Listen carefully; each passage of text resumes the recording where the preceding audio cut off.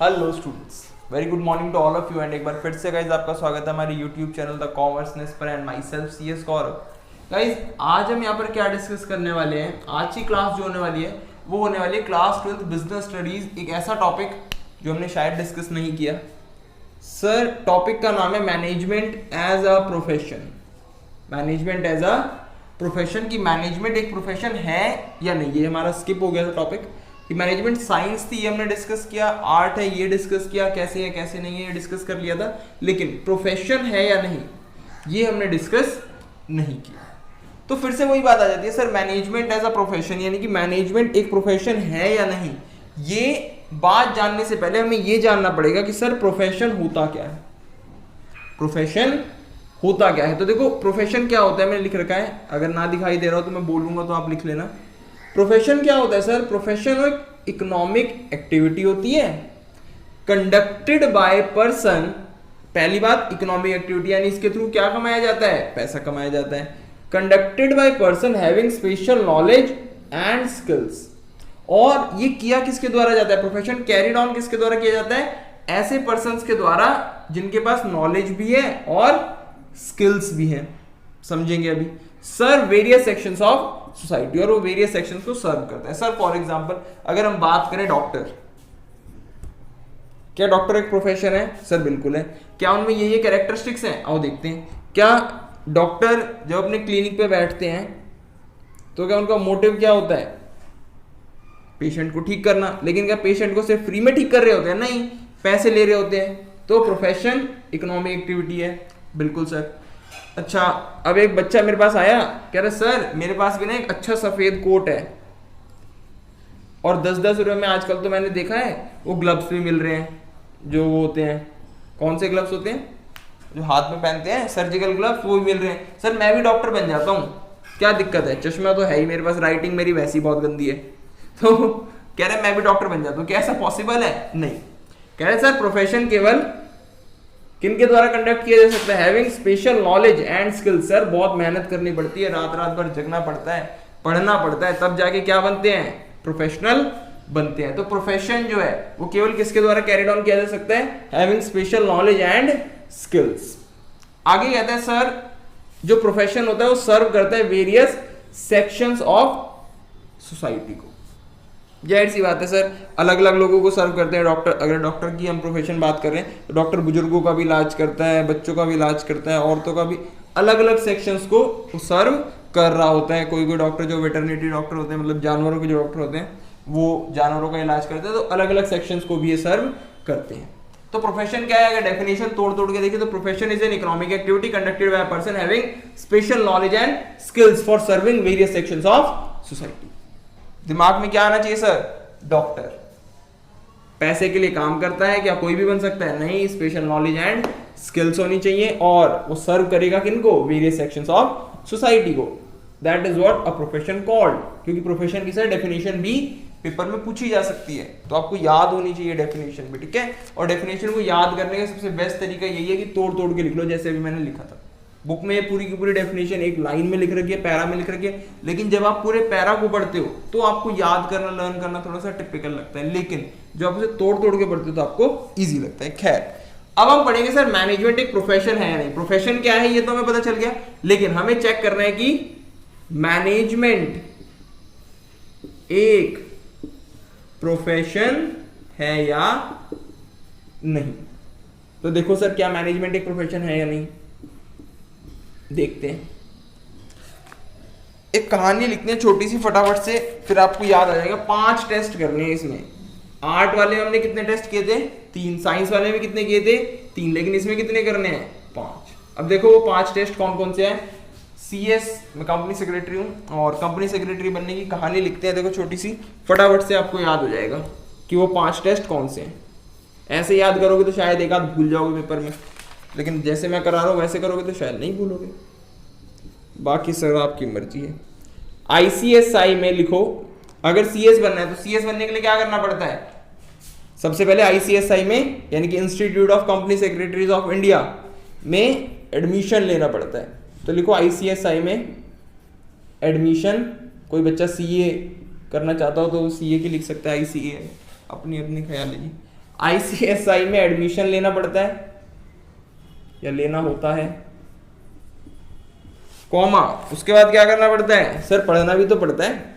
Admission लेने में तो सिर्फ क्लिक लगते हैं, माउस से क्लिक करते जाओ, पैसे भरते जाओ, एडमिशन ले लो, क्या दिक्कत है। लेकिन फिर क्या करनी पड़ती है एडमिशन लेकर? नॉलेज गेन करनी पड़ती है। तो लिखो नॉलेज गेन करो। पहले आईसीएसआई में एडमिशन लेना होता है, फिर नॉलेज गेन करो, उसके बाद एग्जाम पास करके मेंबर बनो। मेंबर किसके बनो? आईसीएसआई के, तभी तो सीएस बनते हैं। एग्जाम पास करके और ट्रेनिंग भी लेनी होती है, मेंबर बनो। यहां ब्रैकेट में लिख लो कोई भी ऐसे ही नहीं बन, इसको घमंड से ना ले लाइन है ना, मैं लिखवा रहा हूं कोई भी ऐसे ही नहीं बन जाता। इसमें मेरा कोई घमंड नहीं है, ये आपको याद करने के पर्पज से लिखवाई जा रही है लाइन। कोई भी ऐसे ही नहीं बन जाता। ये क्यों लिखवा रहा हूं भी बताऊंगा, कहीं बच्चे ऐसा समझ ले कि सर आप बन गए तो आप में घमंड आ गया। ऐसा कुछ भी नहीं है भैया, बनने को कोई भी बन सकता है, आसान सा है। लेकिन ये आपको याद कराने के पर्पज से लिखवाइए। आईसीएसआई में एडमिशन ऐसे लिख लो, इसको एक काम करो, इजीली याद हो जाएगा। आईसीएसआई में एडमिशन लो, आईसीएसआई में एडमिशन लो, नॉलेज गेन करो, एग्जाम पास करके फिर मेंबर बनो, और कोई भी ऐसे ही नहीं बन सकता। आगे लिखो, अब मेंबर बन गए, पास भी कर लिया एग्जाम, पढ़ाई भी कर ली, तो लिखो आईसीएसआई के कोड ऑफ कंडक्ट फॉलो करो। कोड ऑफ कंडक्ट फॉलो करो भाई, उनकी गाइडलाइंस पूरी होती हैं, वो फॉलो करनी पड़ती हैं, क्या करना है कैसे करना है। और अगर फॉलो कर रहे हो, सब कुछ हो गया, नॉलेज भी गेन कर ली, एडमिशन भी ले लिया, नॉलेज भी गेन कर ली, एग्जाम पास करके मेंबर भी बन गए, आईसीएसआई के कोड ऑफ कंडक्ट भी फॉलो कर ली, तो अब क्या करो? अब सर्विसेज दो, अपनी मौज लो, पैसे लो, और क्या है फिर, सर्विसेज दो। ठीक है, फिर क्या करो? सर्विसेज दो। उतार लो फटाफट से, मैं बोल देता हूं अगर दिख नहीं रहा तो। आईसीएसआई में एडमिशन लो, फिर नॉलेज गेन करो, एग्जाम पास करके मेंबर बनो, ब्रैकेट में लिख लेना कोई भी ऐसे ही नहीं बन जाता, आईसीएसआई के कोड ऑफ कंडक्ट फॉलो करो, और लास्ट में फिर सर्विसेज प्रोवाइड करो। सर सर्विसेज दो, लिख ली स्टोरी। चलो जी, अब स्टोरी क्या कहती है मैं आपको बताता हूं। जो जो वर्ड मैं बोलूंगा वो वर्ड अंडरलाइन करना। पहले वर्ड करो ICSI, institute of company secretaries of India. ICSI ये सर एक बॉडी है, प्रोफेशनल बॉडी, जो कि डिग्री देती है। यानी कि अगर आपको आईसीएसआई यानी कि सीएस बनना है, कंपनी सेक्रेटरी बनना है, तो आपके पास इस इंस्टीट्यूट की मेंबरशिप होनी चाहिए। तो ये लिख लो, ये है एक प्रोफेशनल बॉडी। तो आईसीएसआई को अंडरलाइन करा, बहुत अच्छे। उसके बाद नॉलेज को अंडरलाइन करो, वर्ड नॉलेज, कीवर्ड पकड़ने स्टोरी में से, आईसीएसआई नॉलेज। उसके बाद लिखो एग्जाम पास करना, और कोई भी ऐसे ही नहीं बन जाता, ये भी अंडरलाइन कर लो। उसके बाद कोड ऑफ कंडक्ट को अंडरलाइन करो, शाबाश। फटाफट से 5 टेस्ट ऐसे ही याद हो जाएंगे। देखो याद, ये कहानी याद कर लो बस पेपर में, क्योंकि प्रेशर इतना होता है उस वक्त, कौन 5 टेस्ट याद कराएगा आपको। लेकिन अगर ये कहानी याद रह गई, ये तो सिंपल है ना, हमें पता है एडमिशन लो, फिर पढ़ो, नॉलेज गेन करो, फिर पेपर पास करो, फिर कोड ऑफ कंडक्ट फॉलो करो, फिर सर्विसेज दो। तो देखो फिर आईसीएसआई में एडमिशन लो, नॉलेज गेन करो, ये सब हो गया, मैंने आपको लिखवा दिया। आईसीएसआई को अंडरलाइन करो, नॉलेज को अंडरलाइन करो, एग्जाम पास को, कोड ऑफ कंडक्ट को, सर्विसेज को। अब देखो क्या होता है सर, 5 टेस्ट लिखेंगे फटाफट से। पहला है आईसीएसआई। आईसीएसआई क्या है? एक बॉडी है। क्या है? एक बॉडी है। तो लिखो प्रोफेशनल एसोसिएशन। यानी कि अगर मैनेजमेंट को भी प्रोफेशन बनना है, तो प्रोफेशन में क्या होती है? एक प्रोफेशनल एसोसिएशन। जैसे डॉक्टर में होती है IMA, Indian medical association, CA में होती है आईसीएआई, है ना, institute of chartered accountant of India. तो अगर मैनेजमेंट को भी प्रोफेशन बनना है, तो उसकी भी क्या होनी चाहिए? एक प्रोफेशनल एसोसिएशन। तो पहला लिखो, पहला टेस्ट का नाम हमें क्या चेक करना है? प्रोफेशनल एसो। अभी सिर्फ टेस्ट के नाम लिखवा रहा हूं, मैनेजमेंट इन टेस्ट में पास हुई है फेल, ये देखेंगे। पहला लिखा प्रोफेशनल एसोसिएशन। दूसरा टेस्ट लिखो सर, नॉलेज गेन करो। तो नॉलेज तो वेल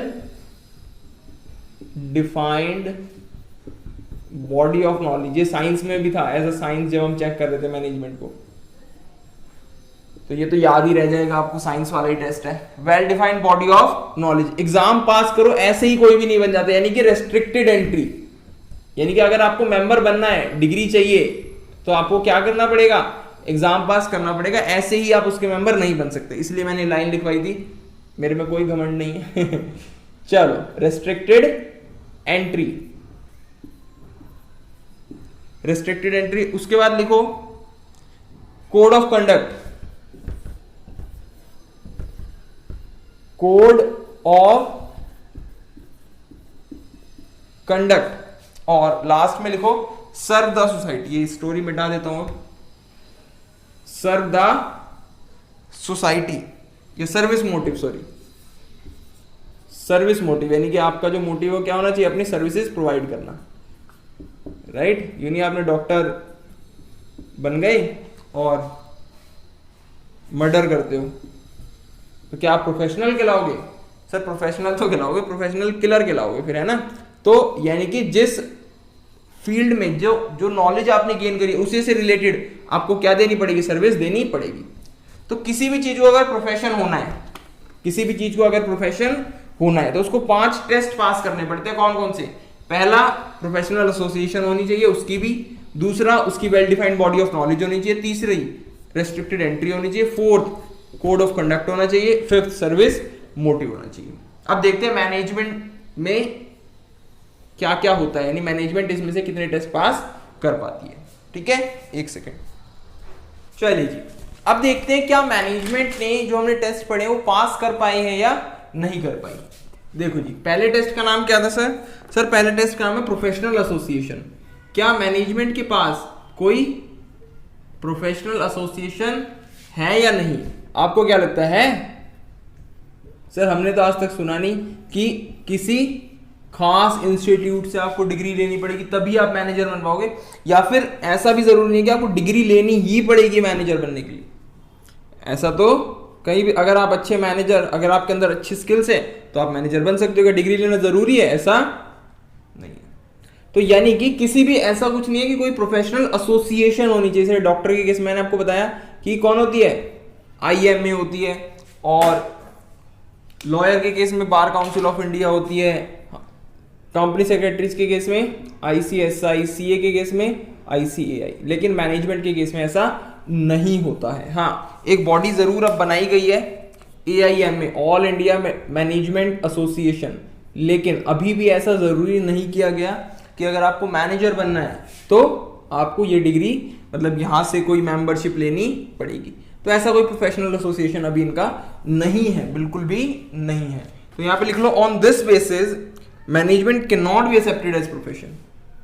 मैं सीधा सीधा कंक्लूजन लिखा रहा हूं, है ना, डिटेल मैंने आपको बता दी और कंक्लूजन लिखवा दिया। बाकी जो इनकी डिटेल्स है, आपको जो नोट्स प्रोवाइड कराए जाएंगे वो आपको मिल जाएंगे। और हाँ, नेक्स्ट संडे तक की बात आपसे डिस्कस करनी थी कि नेक्स्ट संडे तक जो है आपको नोट्स अवेलेबल होना स्टार्ट हो जाएंगे। और नोट्स किस प्रकार से होंगे सर? टॉपिक होंगे पहले उसमें, फिर हर टॉपिक के नीचे उससे रिलेटेड केस स्टडीज, टॉपिक फिर केस स्टडीज, टॉपिक फिर केस स्टडीज। ठीक है ना? तो उस चैप्टर के मान लो जैसे ये है, तो मैनेजमेंट एज अ आर्ट, फिर मैनेजमेंट एज अ आर्ट के नीचे उसकी केस स्टडीज, फिर मैनेजमेंट एज अ साइंस, तो फिर केस स्टडीज। इस तरीके से आपके लिए नोट्स प्रिपेयर कर रहे हैं, तो उसमें थोड़ा सा टाइम लग रहा है, लेकिन जो अब संडे आएगा उस तक आपको फुल श्योर नोट्स मिल जाएंगे। चलिए, on this basis management can not be accepted as profession. लिख लोगे आप कि प्रोफेशनल एसोसिएशन के बेसिस पे मैनेजमेंट को प्रोफेशन नहीं मान सकते। सेकंड टेस्ट कौन सा था सर? बताना फटाफट से। हाँ जी, वेरी गुड। सेकंड टेस्ट था sir well defined body of knowledge. क्या मैनेजमेंट के पास भी well defined body of knowledge होती है? बोलो बोलो, होती है sir.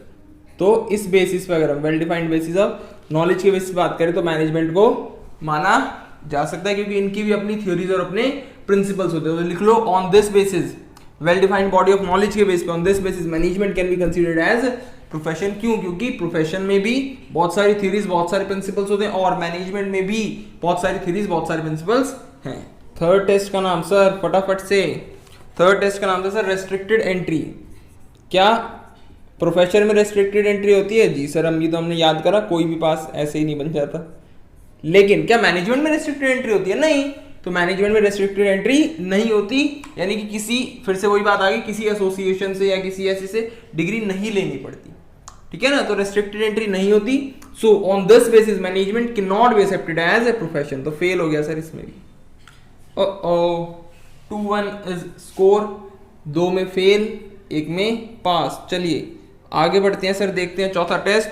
And the fourth test is code of conduct. Sir code of conduct, sir code of conduct कोई एसोसिएशन जारी करेगी, कोई बॉडी जारी करेगी? सर बॉडी है ही नहीं मैनेजमेंट के लिए कोई खास, जब बॉडी नहीं है तो कोड ऑफ कंडक्ट कौन जारी करेगी? भाई ICSI अगर हम बात करें, CS के लिए कोड ऑफ कंडक्ट जारी करती है, IMA डॉक्टर के लिए कोड ऑफ कंडक्ट जारी करती है। क्यों करती है? क्योंकि ये है, यानी कि कोई बॉडी होगी तो कोड ऑफ कंडक्ट जारी करेगी ना, यहां तो कोई बॉडी ही नहीं है, तो फिर कोई कोड ऑफ कंडक्ट भी नहीं है। तो वही कह रहा है कि लॉ में जो होती है, बार काउंसिल, मेडिकल में IMA, ये सब करती हैं, लेकिन कोड ऑफ कंडक्ट यहां पे नहीं करती। तो इस टेस्ट में भी ये क्या हो गई? Fail fail fail, management fail हो चुकी है। लास्ट टेस्ट अगर हम बात करें सर, सर्विस मोटिव। सर क्या मैनेजर भी सर्विस देता है? और क्या, मैनेजर भी तो सर्विस ही देता है। मैनेजर क्या गुड्स बेचता है किसी को जाके? नहीं, मैनेजर तो जहां भी वो एज अ मैनेजर काम करता है, वो वहां क्या दे रहा होता है? अपनी सर्विसेज दे रहा होता है। तो लास्ट टेस्ट यहां पे लिख लो, सर्विस मोटिव, शायद नीचे नजर नहीं आएगा। क्या सर्विस मोटिव मैनेजमेंट में होता है? जी हाँ, बिल्कुल होता है। तो लिख सकते हो on this basis management considered as profession. तो इसने 2 पास करे, well defined body of knowledge and service motive, बाकी 3 फेल हो गई, तो ये हार गई 2-3 से, मैच लूज हो चुका है। चलिए तो अब बताओ, 2 ही टेस्ट पास करे, 3 फेल कर दिए, क्या मैनेजमेंट को प्रोफेशन बोलना चाहिए? नहीं, तो कह रहा है यही कि in this way management as a profession in India is still in its infancy, यानी कि अभी अपने बचपन में है। किसमें है? बचपन में।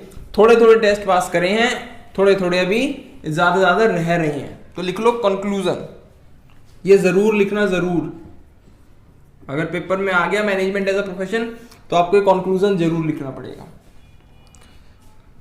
On this basis,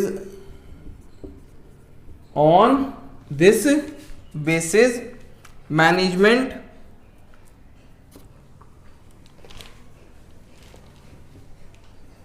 as a profession, yeah, on this basis we can say that management as a profession in India is still in its infancy, मतलब इन्फेंट स्टेज में, ठीक है ना, अभी बहुत कम है। And its development is moving in slow speed, और इसकी डेवलपमेंट जो है वो स्लो स्पीड में हो रही है। And its development is moving in a slow speed। Sir बहुत अच्छे बच्चे हैं, फटाफट से जी। 5 टेस्ट थे, कौन कौन से सर? हमने याद करा, सबसे पहले एडमिशन लो, फिर नॉलेज गेन करो, एग्जाम पास करो, मेंबर बन जाओ, कोड ऑफ कंडक्ट फॉलो करो, सर्विसेज दो। 5 टेस्ट थे, 5 में से 2 में मैनेजमेंट पास हुई, 3 में मैनेजमेंट फेल हो गई। तो हम कह सकते हैं कि मैनेजमेंट जो अभी इन्फेंट स्टेज में है, ठीक है। राइटिंग थोड़ी गंदी होगी, कोई बात नहीं, देख लेना। चलो, बोर्ड पे कभी कभी राइटिंग अच्छी, कभी कभी खराब। ओके गाइस, आज की क्लास हम यहीं तक रखते हैं, ठीक है जी। अब नेक्स्ट क्लास में फर्दर फिर हम कोऑर्डिनेशन जो हमारा टॉपिक है, और एक टॉपिक इस चैप्टर का और रह रहा है ऑब्जेक्टिव्स ऑफ मैनेजमेंट, वो डिस्कस करेंगे, ठीक है। तब तक के लिए पढ़ते रहिए, मुस्कुराते रहिए, टेक केयर।